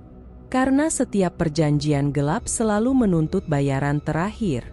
Pagi itu, sinar matahari untuk pertama kalinya kembali menyentuh papan toko HM bangunan setelah berminggu-minggu tertutup kegelapan. Warga sekitar berkerumun di depan toko, berbisik-bisik melihat perubahan yang terjadi semalaman. "Semalam toko ini seperti bergetar, aku dengar suara angin aneh," ujar salah satu warga. "Aku juga lihat cahaya putih dari dalam, seperti kilatan petir kecil," timpal yang lain. Herman berdiri di depan tokonya bersama Ustaz Harun dan Samsul. Wajah mereka letih, tapi ada rasa lega yang tak bisa disembunyikan. Toko itu kini tampak utuh, tidak lagi suram. Namun, sesuatu di halaman depannya menarik perhatian mereka. Saat menggali tanah untuk memperbaiki saluran air yang rusak karena badai semalam, Samsul menemukan sesuatu yang keras dan berwarna hitam. Ia memanggil Herman. Mereka berdua menyingkirkan tanah dengan hati-hati. Ketika benda itu terlihat seluruhnya, semua orang terdiam. Itu adalah sebuah patung kecil, berwarna hitam legam, menyerupai manusia dengan tanduk di kepala dan mata merah menyala, persis seperti yang diceritakan Ningsih semalam. Ustaz Harun menatapnya tajam. Ia mengambil air doa, meneteskan ke patung itu. Sekejap, muncul asap tipis dan terdengar suara lirih seperti desisan kesakitan. "Ini sumbernya," ucap Ustaz Harun perlahan. "Patung ini ditanam di depan toko sebagai penutup rezeki, agar siapapun yang melangkah ke sini tak terlihat oleh pembeli." Herman menatap tanah itu dengan marah bercampur ngeri. "Jadi selama ini, semua musibah yang menimpa kami, dari benda ini?" Ustaz Harun mengangguk. "Bukan hanya benda ini, tapi niat jahat yang menanamnya. Seseorang telah menjadikan sihir sebagai alat iri dan tamak." Patung itu kemudian dibungkus dengan kain putih dan dibawa ke musala untuk dimusnahkan. Saat dibakar, api tak langsung menyala. Butuh 3 kali percikan baru patung itu terbakar sempurna, menandakan betapa kuat pengaruh gelap yang dikandungnya. Asapnya hitam pekat dan berbau menyengat, membuat beberapa warga menutup hidung. Tapi setelah api padam, udara di sekitar terasa jauh lebih ringan. Sementara itu, di rumah sakit kabupaten, Abdu terbaring di ruang perawatan dengan tangan terikat di ranjang besi. Matanya sayu, tapi setiap kali menatap langit-langit, wajahnya langsung berubah ketakutan. "Bayangan itu, di sana. Jangan biarkan dia masuk," teriaknya, menunjuk ke arah kosong. Perawat yang berjaga hanya bisa saling pandang, lalu memanggil dokter. Menurut laporan dokter, kondisi fisiknya baik-baik saja. Namun secara mental, Abdu mengalami trauma berat. Ia terus mengigau tentang bayangan hitam yang menuntut janji, dan kadang berbicara seolah sedang menawar sesuatu yang tak terlihat. "Aku sudah bayar. Jangan ambil lagi. Bukan aku yang melanggar, itu Tono. Aku cuma ikut saja." Setiap kali ia mengatakan nama Tono, lampu kamar perawatan berkelip sesaat, membuat perawat yang mendengar ikut merinding. Ningsih datang menjenguk Abdu sore itu, ditemani Ustaz Harun. Begitu melihat istrinya, Abdu menjerit dan menutupi wajahnya. "Jangan bawa dia. Dia akan ikut aku nanti." Ningsih menangis terseduh-seduh. "Mas, aku cuma mau bantu. Aku nggak tahan lihat Mas seperti ini." Ustaz Harun membaca doa pelan di samping ranjang. Perlahan, Abdu tenang, tapi matanya kosong. Ia berbisik lemah, seolah berbicara kepada dirinya sendiri. Dulu, Tono bilang, kalau mau usaha cepat laku, cukup kasih sesajen tiap malam Jumat.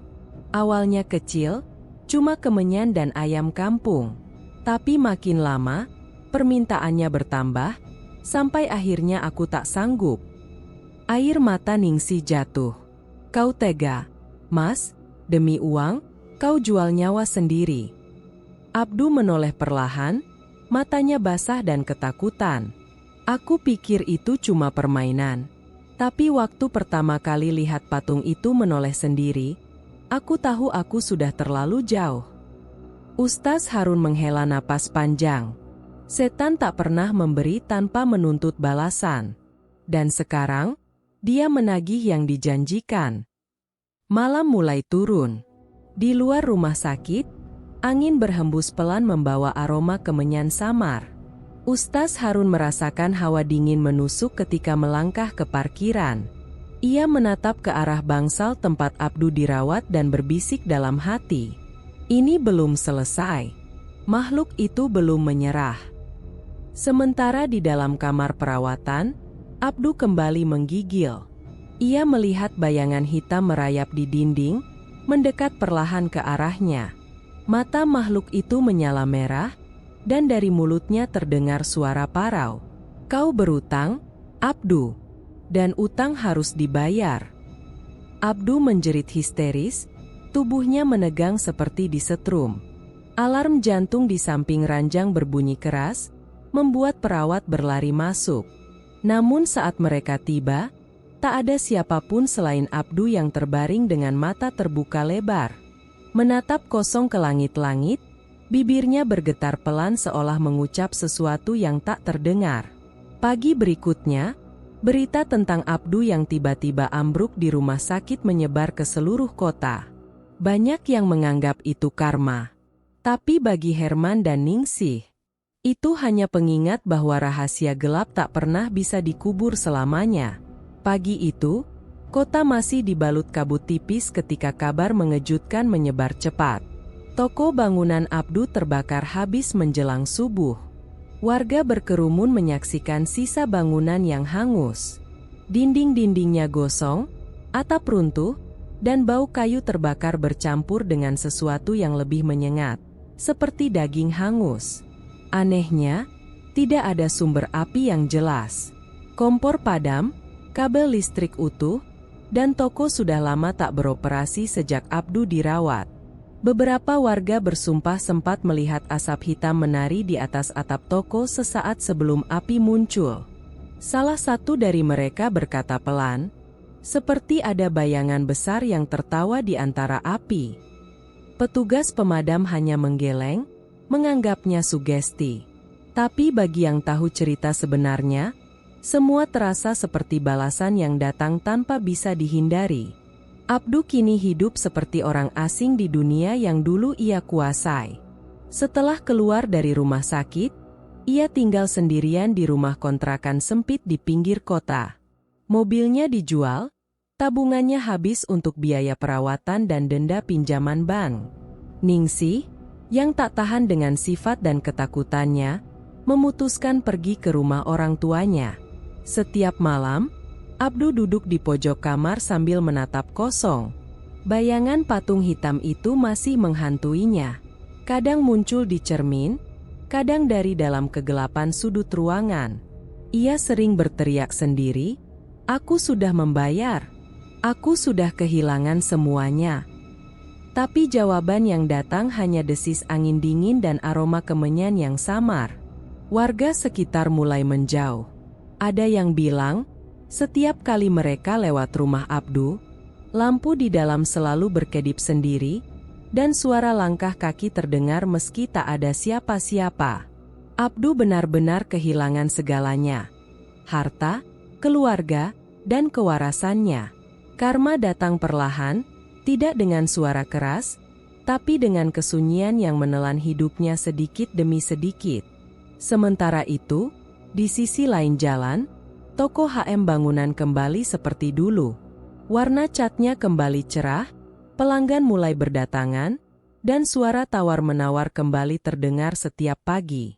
Rita tersenyum lega melihat suasana itu.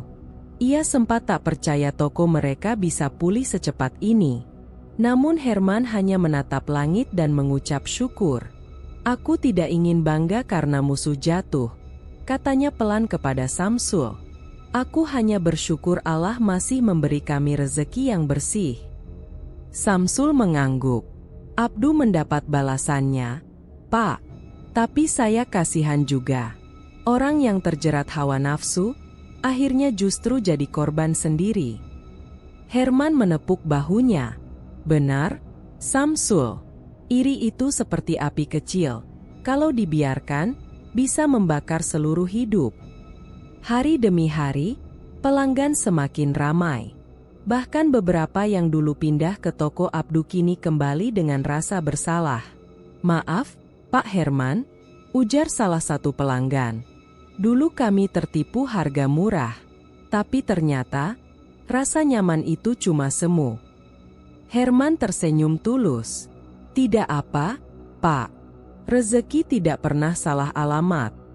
Suatu malam, Herman duduk di teras toko setelah menutup dagangan. Angin lembut berembus membawa aroma tanah basah.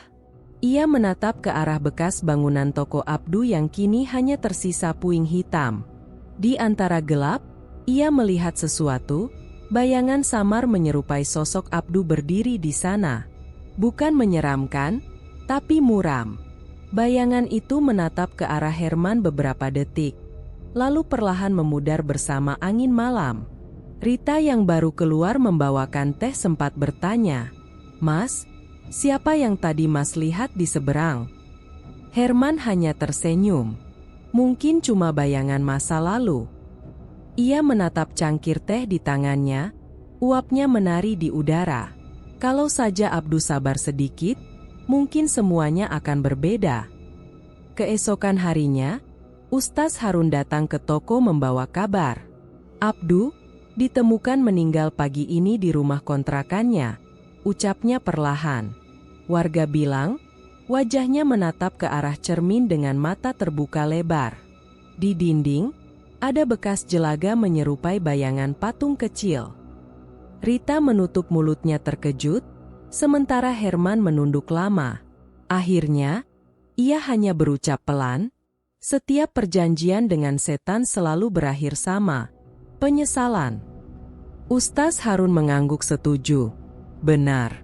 Tak ada kekayaan yang sepadan dengan kehilangan jiwa." Hari itu, Herman menunaikan salat duha lebih lama dari biasanya.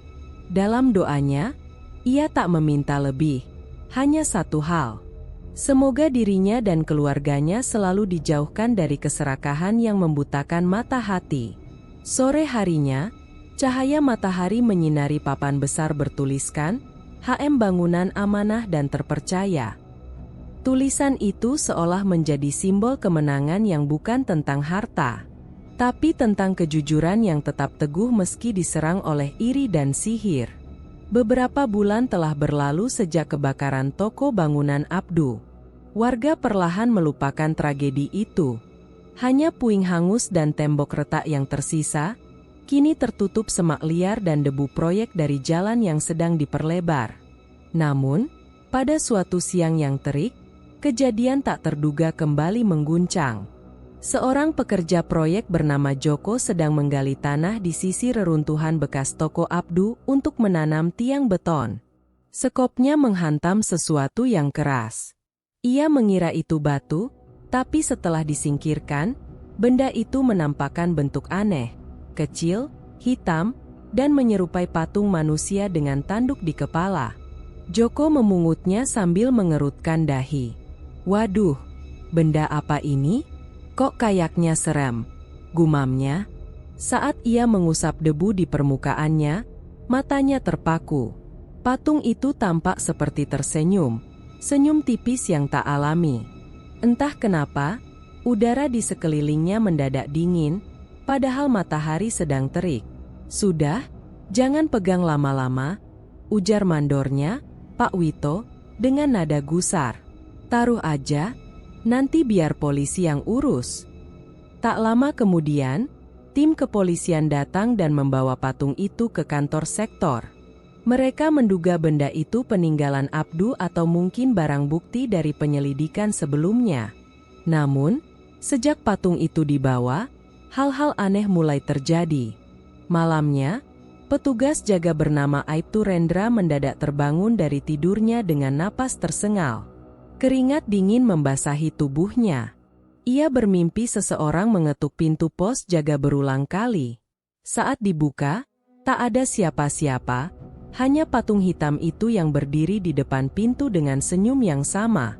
Ia mengira itu hanya mimpi. Tapi ketika menyalakan lampu, ia tertegun, patung itu benar-benar ada di meja depannya, padahal sebelumnya disimpan di ruang bukti tertutup.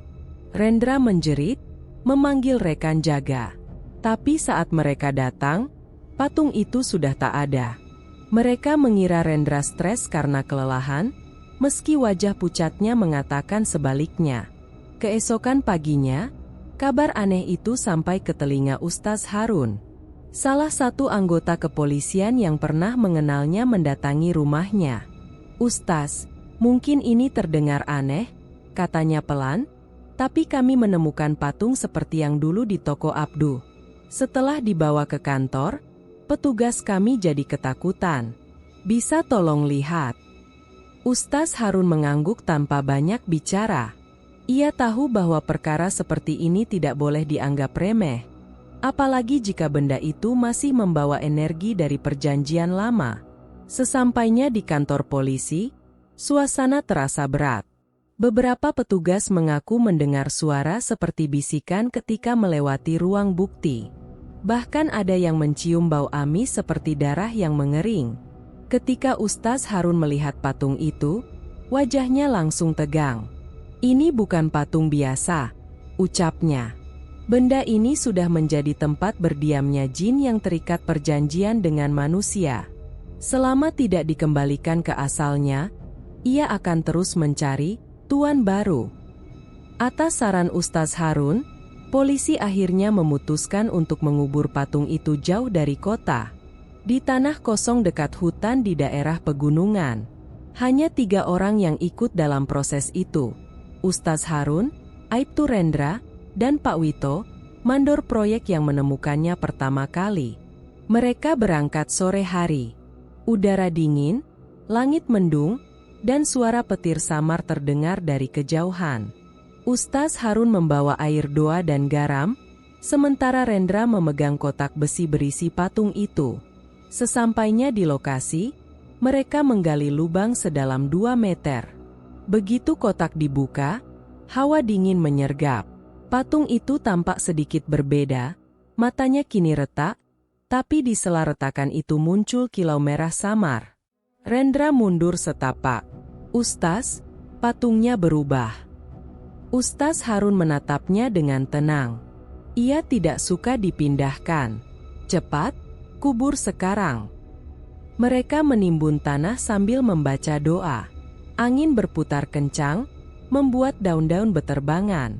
Setelah tanah diratakan, Ustaz Harun menyiram air doa dan menancapkan batu kecil di atasnya sebagai tanda.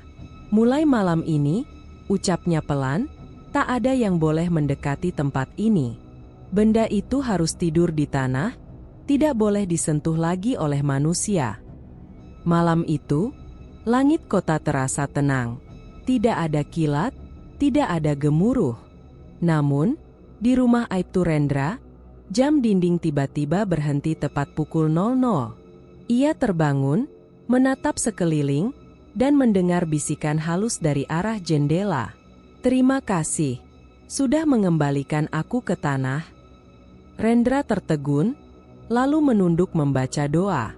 Setelah itu, suara itu menghilang, dan malam kembali sunyi. Keesokan paginya, ia pergi menemui Ustaz Harun dan berkata, "Apakah sudah selesai, Ustaz?"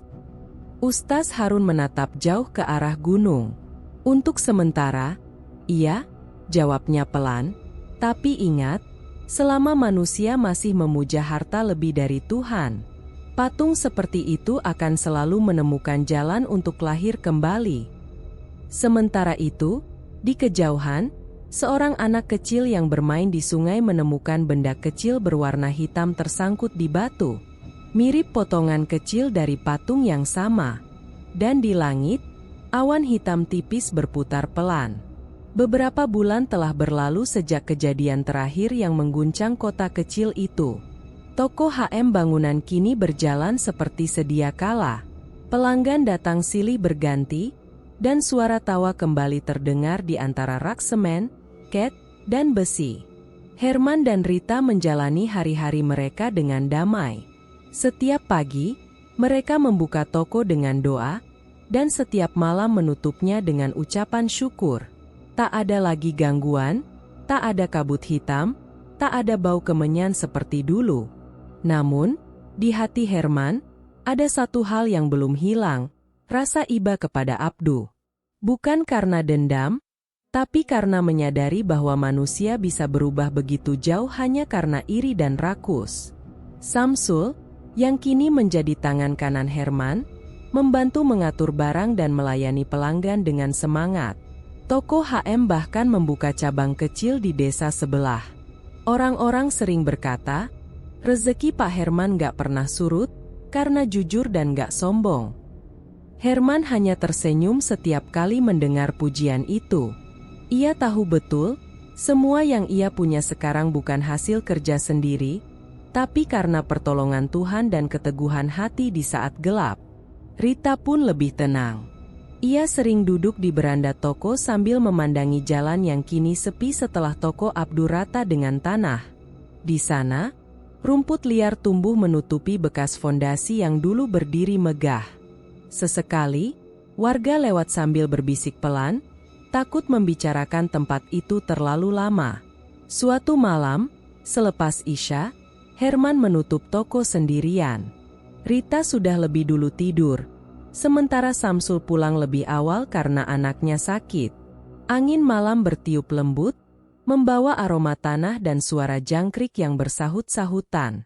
Saat Herman mengunci gembok terakhir, matanya tanpa sengaja menatap ke seberang jalan, ke arah bekas toko Abdu. Ia terdiam. Di sana, di antara bayangan pohon, tampak seseorang berdiri diam.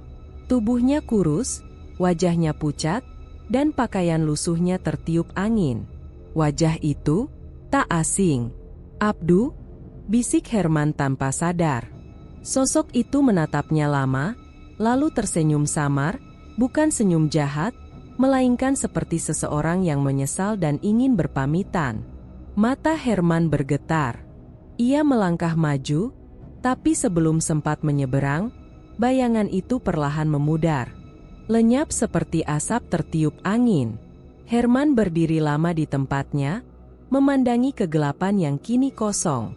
Dalam hati, ia tahu, Abdu sudah datang bukan untuk menakut-nakuti, tapi untuk menebus penyesalan yang tak sempat diucapkan. Keesokan paginya, Herman menceritakan kejadian itu pada Ustaz Harun yang datang membeli bahan bangunan. Ustaz itu tersenyum tenang. Mungkin dia akhirnya mendapat ketenangan setelah patung itu dikubur. Kadang, arwah yang tersesat hanya butuh dimaafkan. Herman mengangguk pelan. Saya sudah maafkan, Ustaz. Dari dulu, saya tidak pernah menyimpan dendam. Dan karena itu, kata Ustaz Harun, rezekimu tetap mengalir. Sebab yang menutup pintu rezeki bukan sihir, tapi hati yang penuh benci. Ucapan itu menancap dalam di benak Herman. Sejak hari itu, ia selalu menasihati setiap pekerjanya dengan satu kalimat yang sama. Jangan iri pada keberhasilan orang lain. Karena setiap rezeki punya waktunya sendiri. Tahun-tahun berlalu. Toko HM semakin besar, namun Herman tetap sederhana.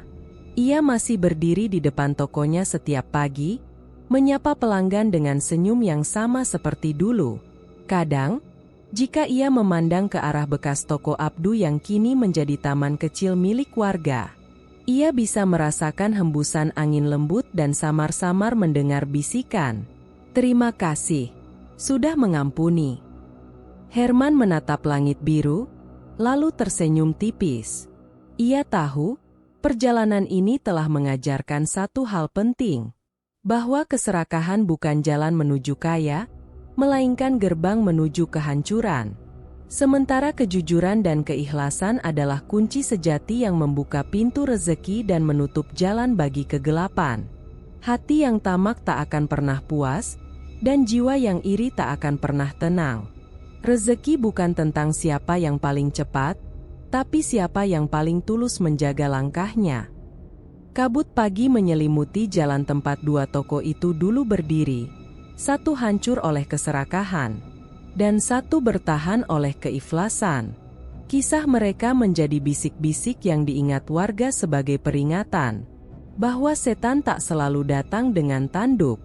Kadang datang lewat keinginan manusia yang tak pernah merasa cukup.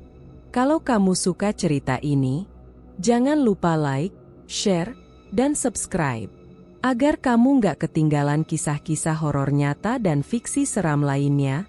Karena di balik setiap rezeki, kadang ada bayangan yang menunggu untuk ditagih.